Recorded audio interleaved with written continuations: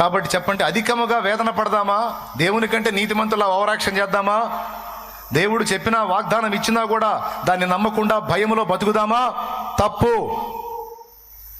దేవుని కంటే మనం నీతిమంతులం కాదు, దేవుని కంటే మనం శక్తి గలవారం కాదు. దేవుడు డీల్ చేయలేని మనం డీల్ చేసుకోలేం. ఇంకొకటి, దేవుడు డీల్ చేయలేని సమస్య అంటూ ఏదీ లేదు. కానీ శత్రువు నీ పక్కన చేరి నీ పాపం దేవుడు క్షమించడు క్షమించడు క్షమించడు. ఎందుకంటే అది మామూలు పాపం కాదు, చిన్న పాపం కాదు, అసహ్యమైన పాపం, పెద్ద పాపం, అంత పాపం, ఇంత పాపం.